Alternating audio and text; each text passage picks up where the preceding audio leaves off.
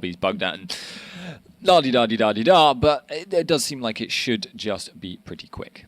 They are playing the same stuff, though, not spelling anything out. Yeah, that's nice of them. I almost expected a TSM ban against TCM just for fun's sakes.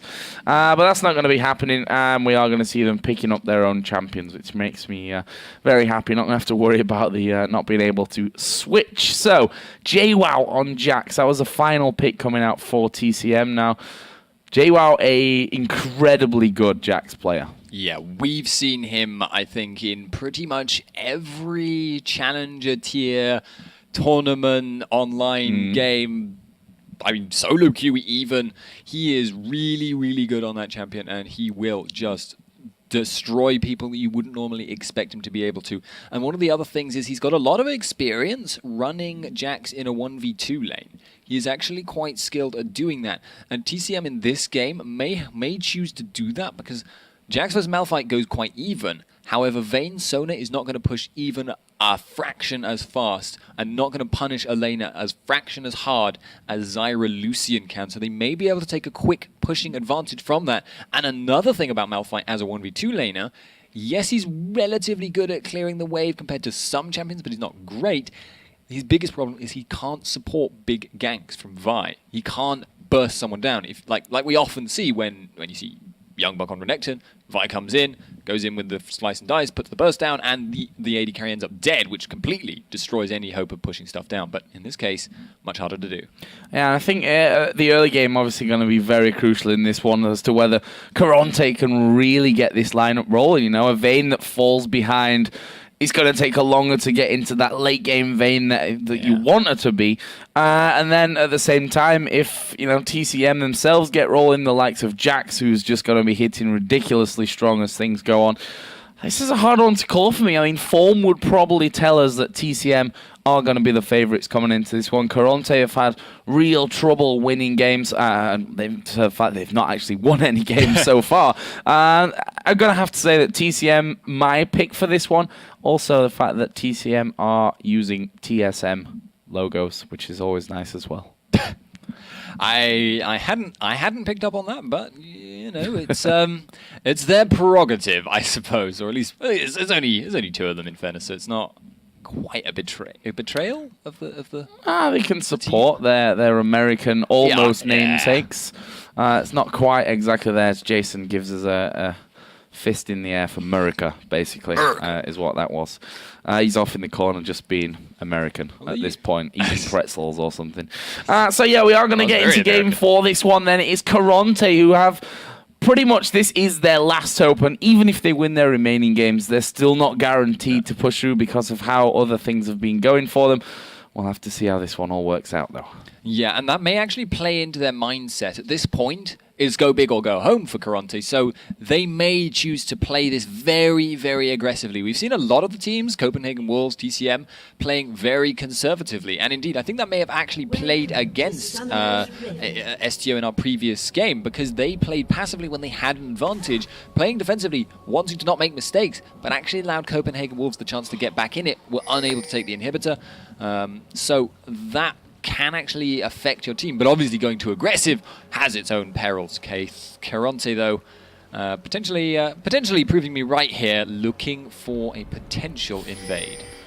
Oh, this could be very, very interesting and dangerous at the same time. We'll see how this one goes. We can see that warding totems across the board supports both having an extra ward on them as well here, and both starting with the coin. So pretty much mirrored on that front of things. And there we see Tremnet getting his ward down on top of that blue buff area.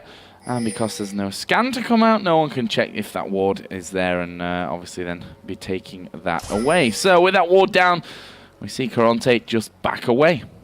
Yep, just going to be getting that little bit of extra vision. That's always nice to have, but it does actually look like we will be seeing straight matchups at the moment, although actually Karont3 are the ones who are swapping up here. Now, I have to say, I'm not sure I like that plan. Yes, if they put them in a straight up 2-on-2, that will be a difficult lane for them, because yes, Lucy and Zyra are going to punish them really, really hard, but they have to be so careful to not end up falling behind on towers, map pressure, and global objectives. Now, blue buff starts here then for both junglers. Karont3 gets his, and we did see the Mundo for Naruto picking up his blue buff as well, and he's just going to go on his path of taking down the wolves. Now, as you said, this leaves us with those 2v1 lanes. We're going to see Karont3 with that 2v1 in top and also the 2v1 at bottom. But look at this, Karont3 with that ward down. They've actually been spotted by a ward of TCM, are looking for the red buff. Invade Naruto saying, well, okay, that's fair enough. I'm just going to do the same to you. That's actually a greater manpower commitment there from Karont3. However, that does mean now that they are going to be able to potentially go for Jax. They do have the positioning if they want it. It would be a very predictable move, but Jax is not in a good situation. He's low on levels, and they know that Naruto will have gone for their red if he's been spotted out. So I'm actually a little bit surprised to see them not go for that that classic 3-man dive. Looks like they're just going to go for a fast push here, to be honest. On this bottom lane, we see that those minions all being knocked through, and we'll see how much damage TCM can actually put onto this outer turret in the bot lane. And they've got a big wave of minions, and we see that Naruto just going to zone Dragon out as far as he possibly can. A ward going down there into the brush. Let's have a look at the top here, because Vi is coming along as well. And we'll see if Jax stays. Actually going to get stunned, but there's a counter-strike onto Eco underneath the tower. But it's Jimbones that's actually tanking. First blood comes down. Jimbones is going to die, though. Credit to JWoww for getting something out of that one, but they did give up first blood. And TCM here are going to take this outer turret on the bottom lane. Top lane turret surely going to go, maybe not without the Vayne there. Yeah, absolutely going in TCM's favor there. JWoww able to pick up that clutch kill at the end because Jimbones, he walked back in, and I don't think he needed to. I think Karont3 and Trendek had the damage to finish that kill off, and that greed has cost them massively. It cost them that losing the tower race. They've got less farm on their AD carry. They're losing essentially on pushing, and that was such a good dive for them. And look at this, Eco actually is not going to get stunned up, and JWoww just trying his best there to stop that tower going down. Won't work out for them though, and we're going to be sat at 1 tower apiece in just a second. There we go. That made me look silly there for a second. But TCM, they've been pushed back now from this bottom lane with the fact that Jimbones did come around the side. He's just picked himself up a second Doran's Blade with that assist on the first blood earlier. Yeah, Joe, I can assure you, you've never looked anything other than civilized, especially when shirtless. So, Jax in that top lane now, though, is probably going to be able to just farm himself up. They could go for... Okay, right. Dangerous. 5-minute Dragon. Dangerous. Naruto, the one tanking it up at this point. He's at half health. We'll have to see if they can finish this one off. That's a nice satchel actually going to knock them back. Grasping Roots landing in there, and there is the Dragon pickup, but Jimbones coming around the side. Naruto going to have to flash away from that one. Jimbones doesn't have the flash to follow through, but Barney D may be in trouble. Ignite goes onto him. He flashes away. Great Grasping Roots will stop them on that front. Well, Belgian Beast is taking the lazy path almost back towards that mid lane. He's now going to be forced to flash away, but double flash coming over from Karont3. Belgian Beast only needs one more auto attack onto him to go down, or the Wheel of Doom from Dragon will do the job as well. There is no dodging the wheel, and Belgian Beast just wanted the mana for that satchel charge, but wasn't able to get it. Now, this is Karont3 actually taking advantage of the fact JWoww is freezing.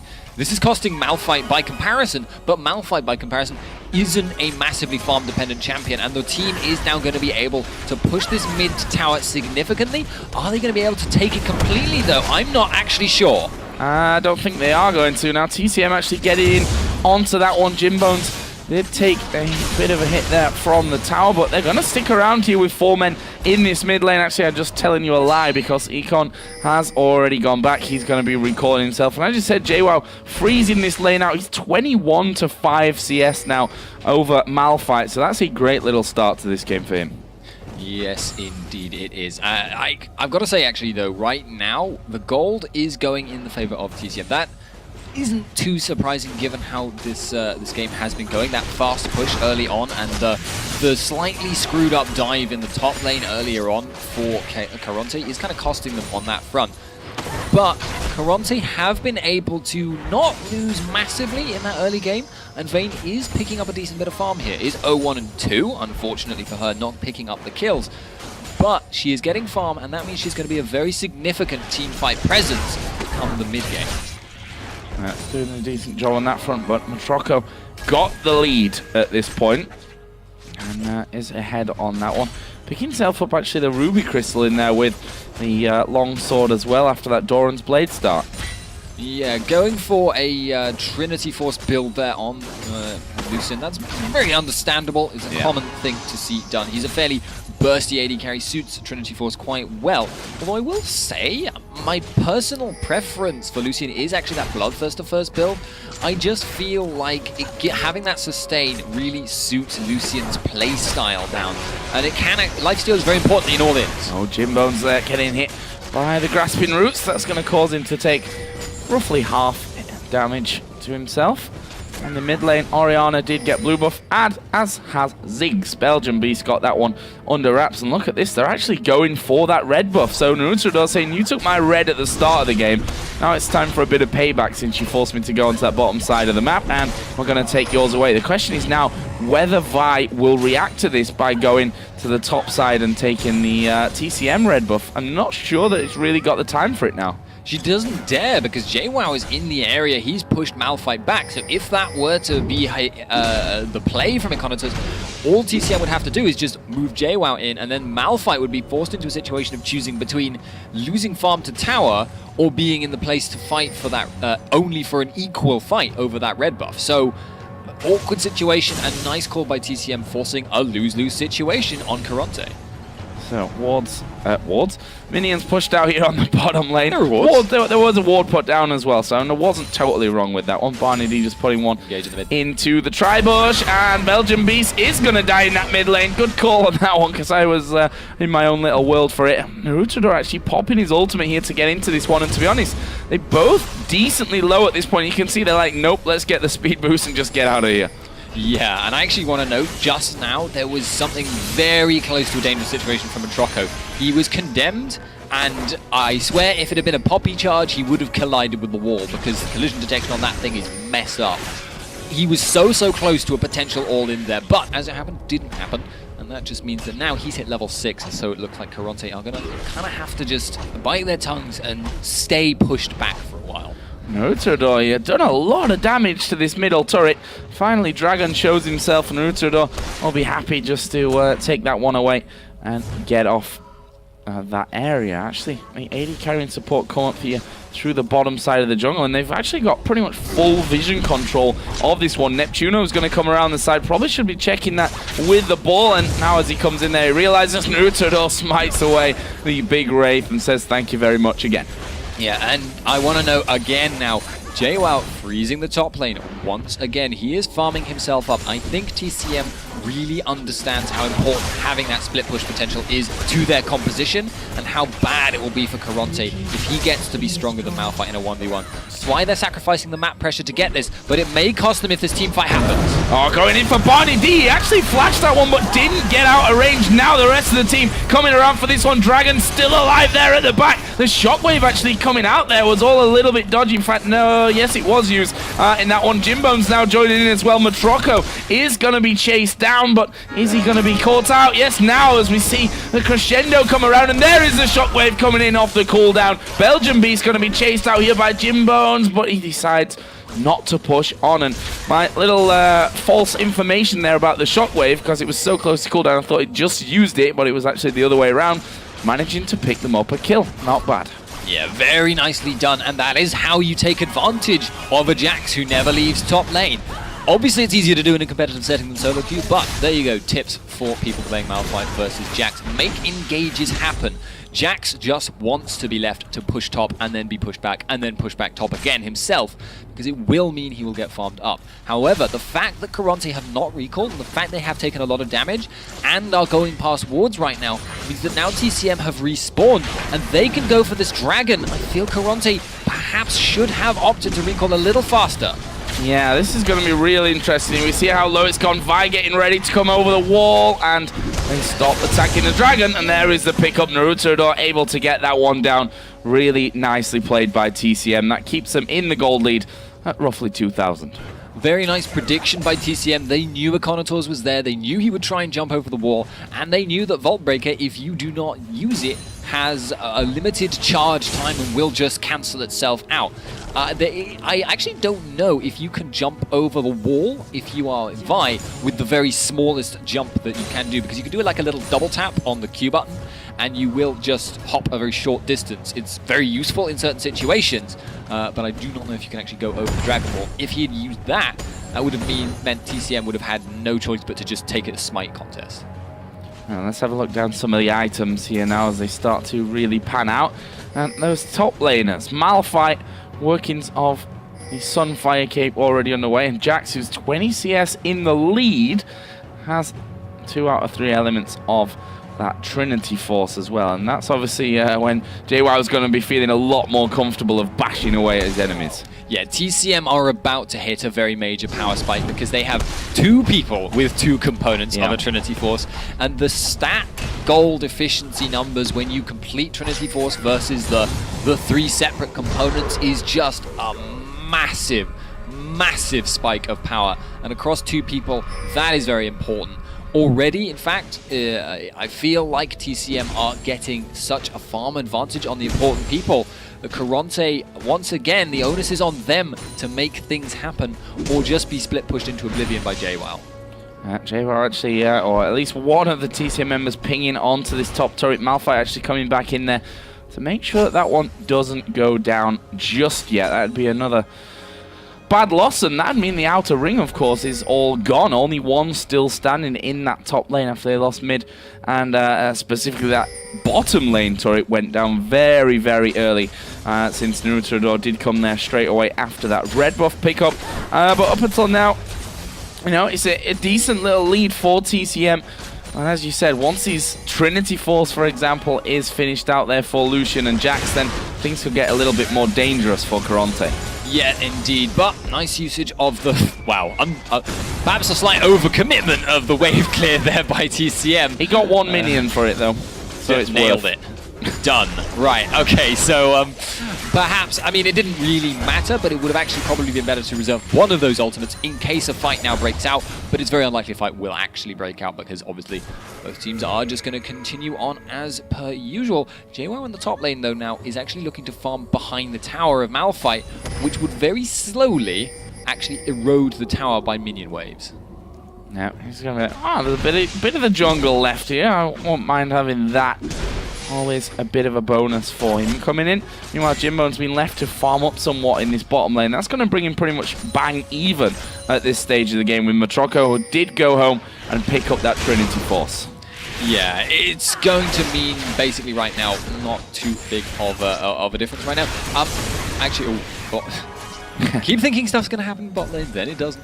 But as it happens right now, as soon as JWoww goes back, I think he's going to be stronger than Malphite in that top lane. That is an alarming thought for Karont3, and actually the fact that Dragon is now spending a lot of time in the top lane means I think they're aware of that and they want to make sure he gets his farm, he gets his experience, and keeps himself in contention. But I think it's not going to matter once JWoww has the Trinity Force, because the way the mechanics of that lane work, having that little extra burst of damage from the Trinity Force proc actually is very important for punishing when Malphite's shield is down. At the moment, TCM, though, are just content to farm it out. And this is actually what we saw yesterday, I believe, when they were playing against another team who some would consider beneath them, but actually they're going to be fighting. Yeah, there is a crescendo, actually whiffed completely. Naruto pulled in by the shockwave. Jimbone's in the bottom right is having a go at Barney D as well, and there is the single kill. Bomb comes down from Ziggs, but there's a flash from Jimbones. He gets the kill, but again, he's underneath the tower here. Belgian Beast will come back with that one, and now the culling from Matroko comes in the side. There's no tower there for them. Will they follow on? Matroko will dash in there. One more hit will do it. He gets the finisher there, but now Malphite coming down from the top lane. That is a kill onto Lucian, but they picked up another one in the mix of that one, and now the stun, no, flash away from Dragon will get him out to safety. So in the end, a 3 for 2. Yeah, and TCM once again are the ones coming out on top in this situation, potentially going for the dive. That burst, man. Oh, trickling off to the side of that one. Belgian Beast just jumping away with that satchel charge, and that was very, very close to him going down. And we saw how hard JWoww hits here, and that's without that Trinity Force finish. He's actually got 2,200 gold now, so that's going to be done here for him as he comes back out of the base. Yes, indeed. Trinity Forces all around. Freak would be very, very proud of the situation. And indeed, it is the winning team, or at least the currently ahead team, that is building more Trinity Forces. So there you go, a rule for how to win at League of Legends. More Trinity Forces, always good. That's Trinity it. Force hat. And Eco now sat up 4-1-2 actually on Vi. Certainly not having a bad time of things. Gone for the Aegis. What do you think to that here? We've been hearing a few rumors around that on the jungler, maybe not as strong as we saw in previous patches these days. Yeah, I think it's partly because your jungler wants to be as selfish as possible with his items and make sure that, especially if it's an initiating jungler, they're not just going to get bursted out. And if they're a damage dealer, that they get the multiplying effect of damage scaling. They are going to be potentially fighting over this dragon here. Will they be able to steal it? No, they won't. Eco going in there actually manages to avoid the grasping roots as the shockwave only hits Naruto. Eco off to the side here, gets the shield as well, but JWoww diving in from it. But here comes Malphite from the top side. This could change how this fight goes, but is he going to be able to get in there? In the end, he's pretty much just sandwiched out of that one, being all alone on that top side. Then was the ultimate out of Naruto as well.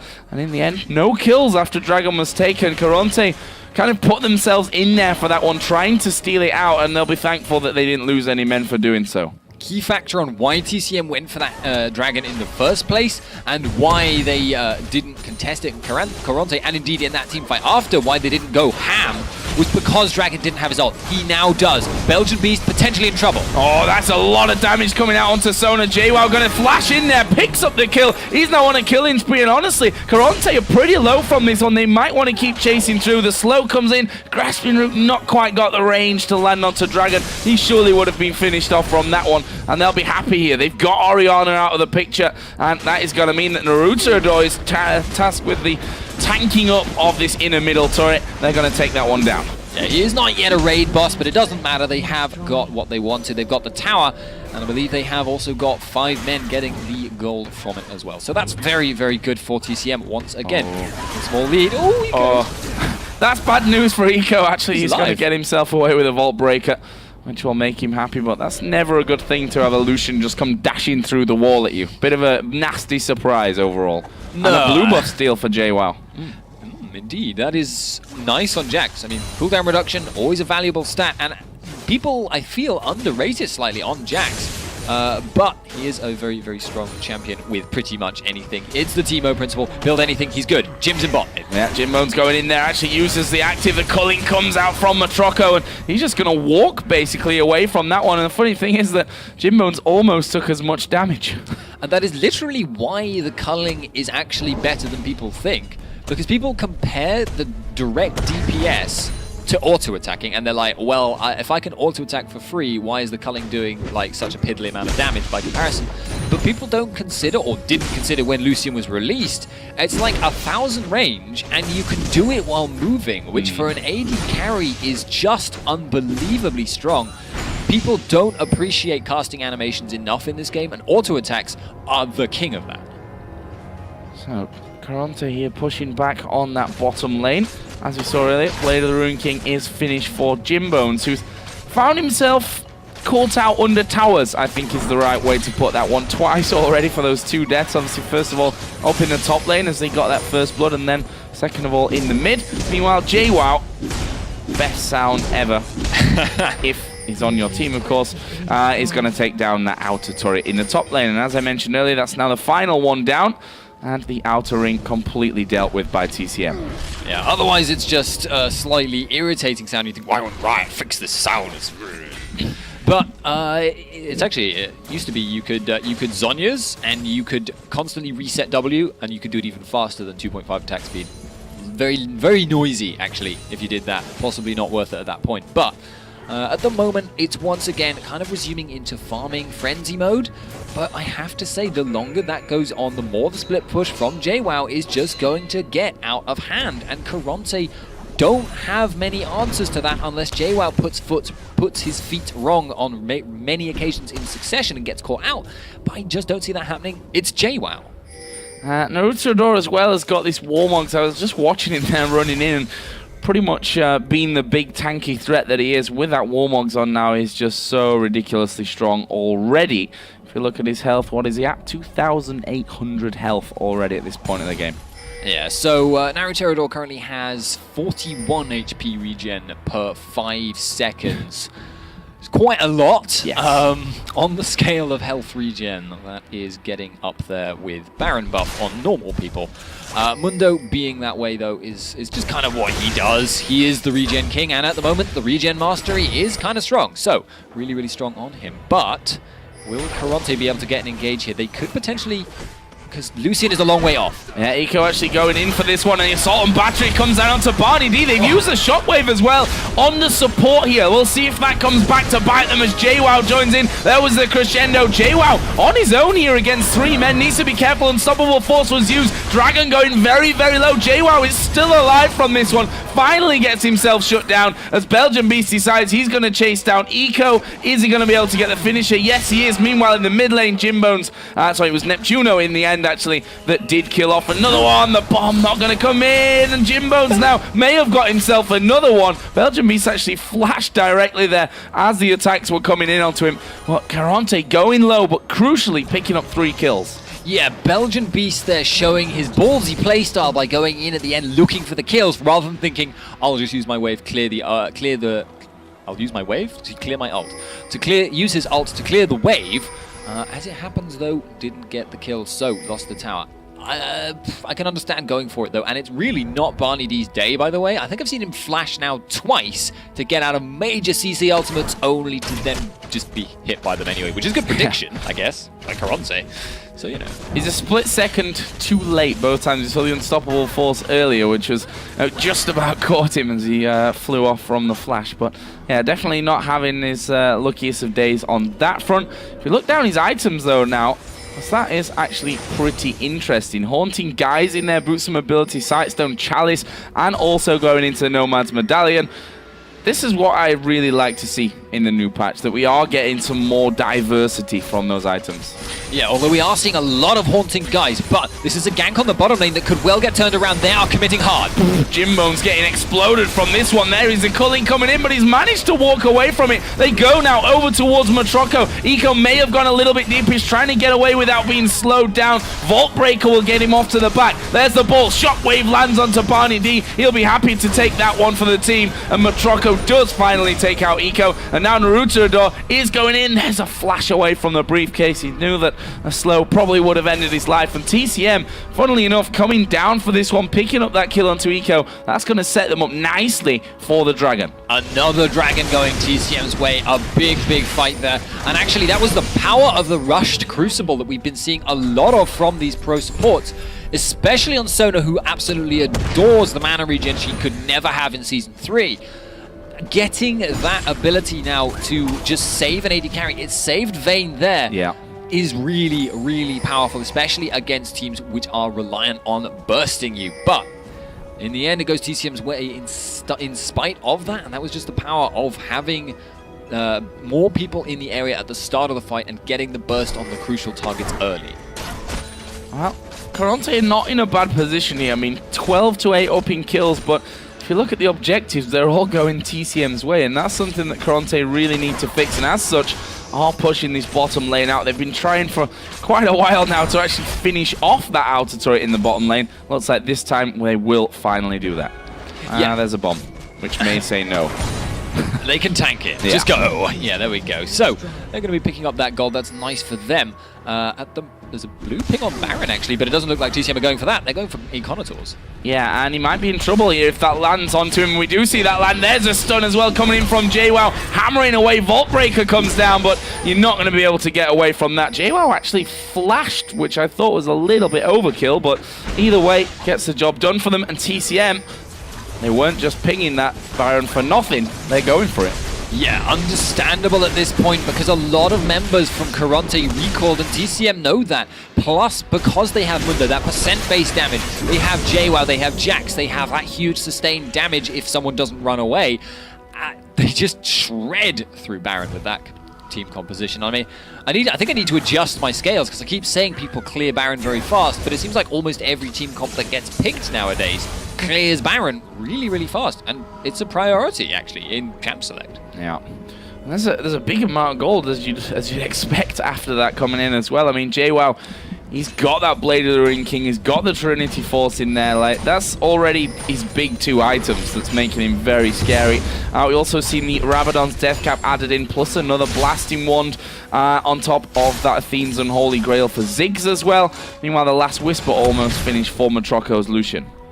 Yeah, and I think JWoww is hanging around now waiting for another item. I'm actually a little curious what he's going to go for. Typically, I would expect him to start building a GA, and there indeed are the 2 components of GA, in order to give him, in addition to his split pushing, because he can now do that very, very effectively. He can out-sustain Malphite's damage and constantly apply pressure that way. He now needs to be able to exert a little bit more pressure in a teamfight situation when he arrives there, because he's quite squishy for a bruiser with that GA. Jump in, die, and then get back up again and be ready to teamfight again whenever his GA comes back up. He can spend the rest of the time split pushing. So bottom lane was just forced out there by Karont3. Jimbone's actually keeping up in CS pretty decently throughout the times that he's probably been a little bit more bullied than he wanted to be. Obviously, we did see him dying a couple of times as well. We'll see how this late game Vayne really works out for Karont3. I mean, it only needs 1 good ultimate, of which they've got 3 of, to get things started. Yeah, it's the cat and mouse game, very reminiscent of what we saw with Copenhagen Wolves last game, where neither side, this time it's very much a game where TCM do not want to be engaged upon pretty much, period. They are just going to be relying on split pushing to make sure that Jims never gets the chance to tear through them with that team fight, because Karont3 definitely sacrificed a lot of map presence in their team comp. Speaking of getting caught out, wow, that flash there actually getting him away from the assault and battery. I'm not sure that's supposed to happen.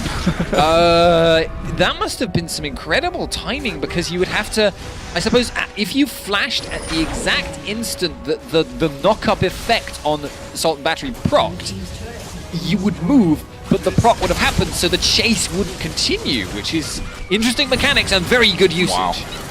Yeah, Culling coming out there. Oh, tank plus the bomb as well. Yeah, Naruto can tank it up, that's for sure at this point, as they go straight on through. Grasping Roots lands onto Dragon, but he's not the target that they came for. Yeah, they want this inhibitor, and they're going to take the inhibitor here and just back straight out. Yep, easy as you like with the Baron buff, with the Baron regen. Look at Naruterodor's health. It's just 22, 22, 22, 22, 22. It's going up very, very quickly, and that is a massive amount of regen. That means he can now afford to tank the tower again, or just be around and ignore a lot of poke. Yeah, basically ignore everything that comes his way. I think they'd need to throw every ultimate at him at this point to actually do that much damage to him. You can see just regenerating everything up as he goes. Not even a problem for him. Yeah, he really does not care about damage at this point. That is incredibly difficult to deal with. Maybe Vayne in a very protracted fight could chase him down, but obviously not a possibility right now, because TCM have really good disengage, really good kite, and Vayne is just not going to be able to get in on these fights unless Karont3 can get to burst down a major squishy in one go. That was a good shockwave in theory, but actually just does no damage to it at this point. We saw the crescendo coming out straight after, and that was completely whiffed, and TCM, they're just going to go straight back in for this one. Yeah, they know that the Wombo combo isn't available anymore, but they're going to go in anyway. Oh, Assault and Battery actually taking him right to the back. They focus on Matroko, but he's not really taking any damage from that either. Dragon here is going to be taken down. He's the tankiest of all the members in that team as they call in, and the bomb come together. One more hit. Where's the briefcase? Nope, there's a shield from Orianna, and that turret is going to fall either way. Look at Naruto, is it half health still? He just doesn't take damage, and if he does take damage, it goes away very quickly. I've completely missed that Vi was still alive from this one. JWoww, can he get to the ward? Yes, he will be able to jump away. Is Eco going to get this one right? Actually, he decides, you know what, I'm going to have to back away from things, and Vayne came around the side. So I didn't only miss the start, I missed the ending to all that as well. Best cameraman EU. There's a beautiful symmetry to that. You are the George Lucas of camera work in this game. Exactly. If we were making a feature film, you would have seen absolutely nothing for 3 hours. and still paid for it anyway in the cinema. Just saying. Based on what you've seen in the past, anyway.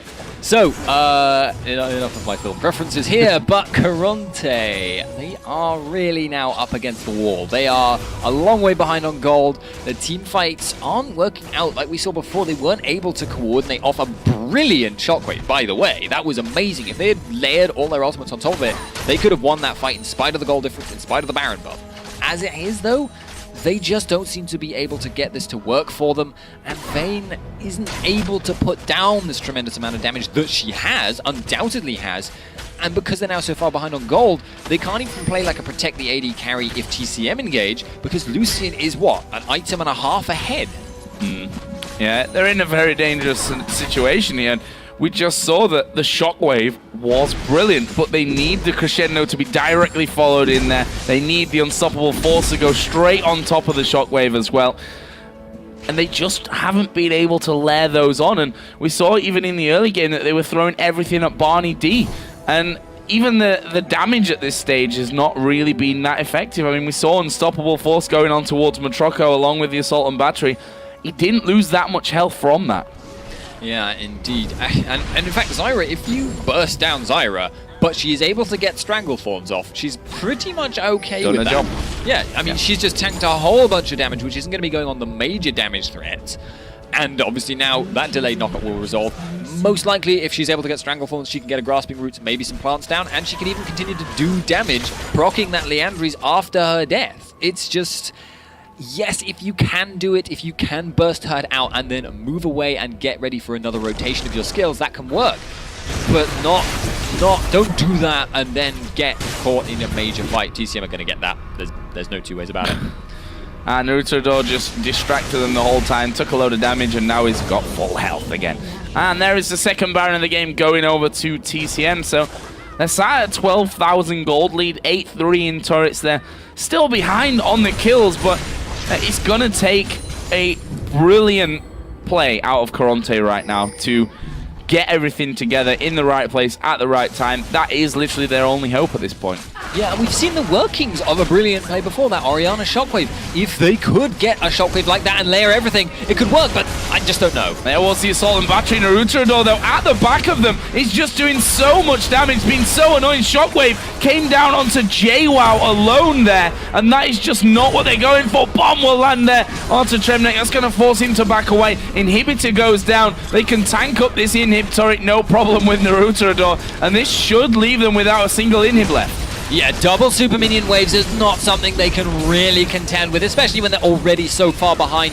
TCM, Naruterador, he's going to get his ult up fairly soon, and there's no choice but Karont3 to go in. Yeah, there is the crescendo going in just onto one of them. Naruterador still manages to survive that one. There we see the Mikhail's use onto Eco, and he's going to be able to back away from that, but no shockwave, no crescendo. They're actually just going to have to boost themselves back off and start to heal up because these super minions are coming in. TCM want to finish the game right here, and they're probably going to be able to do it as well. Matroko hammering away. JWoww trying to keep the rest of the team out of the fight as Jimbone's going to go low. Actually, a flash in there for Belgian Beast might just cost him his life, or he'll get the kill and survive. Either way, this is going to be game.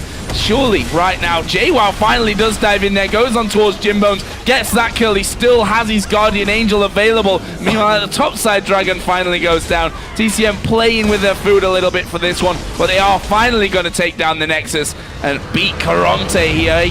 Good game.